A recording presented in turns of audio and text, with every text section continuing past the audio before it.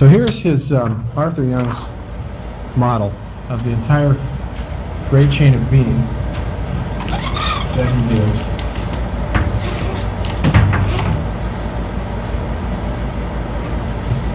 You can fit all of it on there. It doesn't quite look like it's going to lose part of it.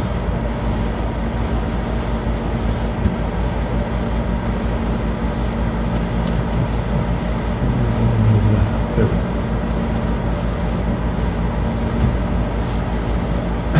These are the 7 kingdoms that I've just written out on the board. You can see the tail end of molecular. I'll just put it this way. Come on. Light, nuclear particles, atomic, molecular, vegetable, animal, dominion, and potential, binding, identity, combination, growth, mobility, consciousness, and the different degrees of freedom. Light, 3 degrees of freedom. Nuclear particles, 2 degrees. Atoms, 1 degree. Molecules, no freedom whatsoever. Plants retain the 1 degree of freedom that atoms have.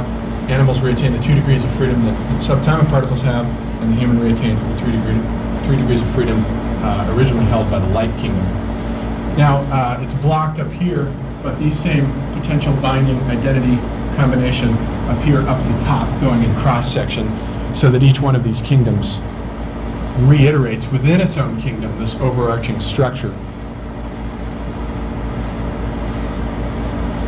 Except for the subatomic particles. I don't think he was able to figure out how that would work there, so we left it blank. And he made a kind of half-hearted attempt with respect to the electromagnetic spectrum to slice it up into these 7, but it isn't very convincing, and I don't think he thought it was very convincing.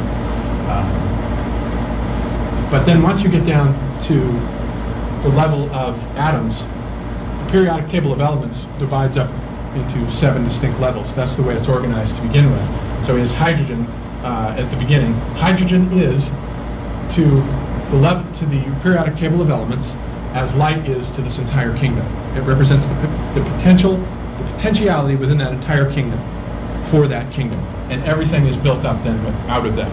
As you go down the periodic table of elements, hydrogen has the 1 proton and 1 electron. And then you just build it up as you go along through there. And then he's got these broken down in that way. And then he sort of again, there's a certain artificiality as he tries to assign each one of these to each one of these, and it doesn't work as well in the first 3 kingdoms, but it does work better in the latter 4. So if we come back and we say, here's the molecular kingdom, which he wrote to a chemist and asked the chemist if there was a way in which the chemist knew that the chemical world broke down neatly into 7 domains, and the chemist wrote back and said, yes, as a matter of fact, it does. So we got that from a chemist. We have monatomic metals at the beginning, and I take it these are electrons being conducted through this. And monatomic metals are to this kingdom what the hydrogen atom is to that kingdom, what light is to the whole thing. Then what subatomic particles are to the whole thing is what double atoms are, which are salts. You have metals first, then you have salts. And then you have non-functional compounds, the methane series, which corresponds to the 3rd. And then you have functional compounds, corresponding to the principle of combination. And then you have polymers, which are chains now that are being formed, which corresponds to the plant-like principle of growth. Now you're beginning to get this, these formation and storage of this in these sort of carbon chains that he's got linked here. And then you have the creation of proteins, which are chains with side chains that begin to pick up a new kind of mobility that resembles the mobility that animals have within the great chain of being. Until finally you get within that kingdom the creation of DNA and viruses. Viruses are still regarded as non-living. I don't think they are. I think they are alive. But they're regarded as non-living because they can't reproduce without a host. They have to have a cell to go in, invade, and destroy in order to force the cell to make copies of themselves. So Arthur Young, consistent with that, puts viruses in the dominion kingdom. This is the absolute dominion. The intelligence of DNA and viruses is such that it represents the dominion kingdom of the combination level, of the level of molecular determinism, what Steiner would call the mineral domain in his world.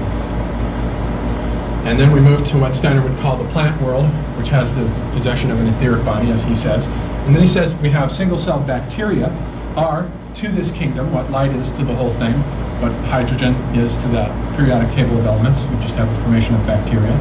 Then you have algae as these cells link together into binding. They start binding, joining into groups. And then we have the formation of the first organs. The plants develop the first organ, the organ of the embryo. So these are called embryophytes. And they have this little embryo that they've developed. And this corresponds to the formation of an identity now. The taking on of an identity within the plant kingdom begins here. And these are all, I think, water plants. And silophytales, or many-tissued plants that come in here, representing the principle of combination. And then representing the principle of growth, the plant-like principle of growth itself, you have what you call the calamites, which are segmented. And this segmentation aspect is common to this whole growth thing, which links with the plant world itself, where you have segmentation always at this level. You have these chains here, you have the worms as annelids in this kingdom, and down here inside Kundalini Yoga represents the segmentation level within the human consciousness. So you have this growth into segmentation. Then you have the attainment of a new kind of mobility when plants invent the seed. And this is a rather late development, actually. And so that you have seed-bearing plants representing the mobility of the animal kingdom within the plant world.